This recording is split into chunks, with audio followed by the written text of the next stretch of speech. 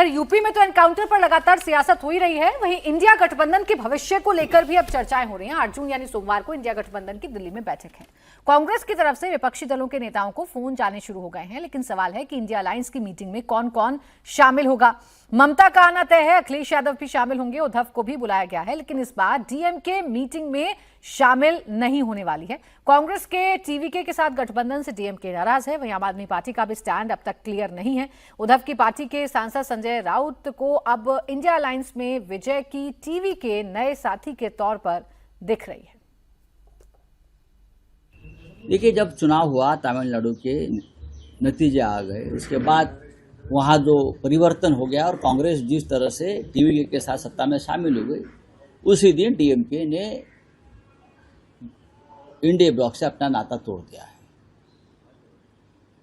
तो मुझे नहीं लगता है कि डीएमके के लोग उस बैठक में आएंगे, लेकिन अब तमिलनाडु में इंडिया ब्लॉक को एक नया मित्र मिला है टीवीके के रूप से, विजय जो मुख्यमंत्री है थलपति उनके रूप से, तो उनके बारे में चर्चा होगी। तो क्या आप डीएमके के बदले टीवीके को इंडिया अलायंस में शामिल करने की बात कर रहे हैं संजय राउत? क्योंकि डीएमके तो इस वक्त साफ तौर पर नाराज है, स्टालिन की नाराजगी साफ तौर पर सामने आ रही है और कांग्रेस को भी यही डर है कि कहीं डीएमके एनडीए के साथ ना चली जाए। कांग्रेस के सीनियर लीडर दिग्विजय सिंह का कहना है कि डीएमके हमारी भरोसेमंद पार्टनर रही है और इंडिया अलायंस सिर्फ कांग्रेस का नहीं है। डीएमके ने इंडिया अलायंस के पार्टनर होने के नाते हमेशा समर्थन किया है और एक डिपेंडेबल अलाई थे।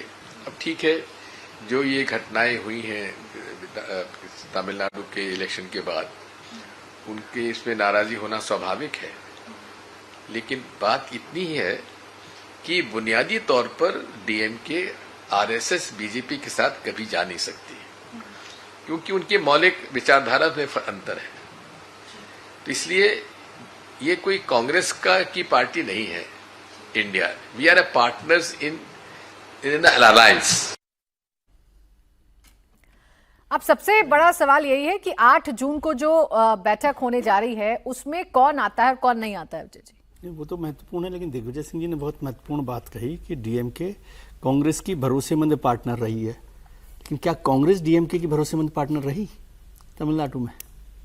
वो भी तो कह रहे हैं ना कि ये सवाल भी तो है। ये सवाल तो इम्पोर्टेंट नहीं, क्या कांग्रेस भरोसेमंद पार्टनर के तौर पे बिहेव किया तमिलनाडु में? नहीं। उनको तो बताए बिना वो सरकार में ऐसा शामिल हुए कि अब इसके भूतों ने भविष्य फिर कभी कोई सरकार मिलेगी कि नहीं मिलेगी। और दिग्विजय सिंह जी को बताना चाहिए था एक कारण, उन्होंने आरएसएस बीजेपी बताया एक कारण, लेकिन एक कारण बताना चाहिए था कि इंडिया ब्लॉक में क्यों रहना चाहिए डीएमके को। क्यों भाई, कोई गठबंधन बनता है तो पर्सनल इंटरेस्ट के वो बात होती है कि सब म्यूचुअल एक वो होता है। तो क्या दिग्विजय सिंह जी एक कारण बता सकते हैं कि डीएमके को क्यों रहना चाहिए उनके साथ और क्यों वो निकल कर गए हैं? ये स्पेस किसने बनाई? मैं बार बार इस बात पे कर रहा हूँ कि राहुल गांधी जी ने ये स्पेस दी डीएमके को, है ना, और वो समझ ही नहीं पाए कि 6 एमएलए से सरकार बनाना या 22 एमपी की पार्टी को साथ रखना क्या ज्यादा इंपॉर्टेंट है ना। तो अब वो जो तय किया वो करेंगे, अब डीएमके तय करेगी। चल रहा है बातचीत की वो इशू बेस्ड सपोर्ट वहां पर रही सही कसर तो संजय राउत पूरी कर रहे हैं ना, वो तो टीवीके को भी शामिल करने की बात कर रहे हैं। नहीं, मुझे लगता है टीवीके तो एक नेचुरली शामिल है ही है। जब आपका अलायंस वहां पे है टीवीके के साथ कांग्रेस का, तो टीवीके तो आपका नया एलाई हो ही गया इंडिया गठबंधन में। लेकिन रणनीतिक समझदारी ये कि है, उसका तगाजा अभी भी यही है कि अगर केरल में एलडीएफ और यूडीएफ दोनों साथ हो सकते हैं एनडीए में इंडिया में, तो तमिलनाडु में इनको डीएमके को भरोसे में लेकर के टीवीके से बात करनी चाहिए थी, उसकी सरकार ज्वाइन करनी चाहिए थी। और डीएमके का साथ रहना इंडिया के लिए बहुत जरूरी है, कांग्रेस की क्रेडिबिलिटी के लिए भी। कांग्रेस की क्रेडिबिलिटी पर सवाल इसलिए उठ रहे हैं कि डीएमके और आरजेडी कांग्रेस के सबसे पुराने और सबसे भरोसेमंद सहयोगी ये रहे। और एक और बात है, जब इंडिया गठबंधन की बात करते हैं तो हम कहते हैं कि नेशनल लेवल पर लोकसभा चुनावों में उनका अलायंस होगा। तो टीवीके का क्या नेशनल अलायंस मतलब क्या है? अभी जगह क्या है, वजूद क्या है नेशनल पॉलिटिक्स में? देखिए, इसमें अगर इसको देखें तो एक तो ये जो विजय जी ने सवाल किया, सीधे सीधे कांग्रेस ने इसको, हालांकि राजनीति में कुछ धोखा वोखा नहीं होता है, धोखा नहीं कह रहा हूं, लेकिन ये धोखे जैसा ही है कि आप जिस पार्टी के साथ लड़े हैं अचानक उसको छोड़कर चले जाए। दूसरा, क्या ये बहुत आइडियल नहीं होता कि राहुल गांधी कहते कि हम चूंकि भारतीय जनता पार्टी के खिलाफ हैं, रोकना चाहते हैं, इसलिए हम रोकना चाहते हैं, लेकिन हम डीएमके के साथ रहेंगे, हम आउटसाइड सपोर्ट कर रहे हैं।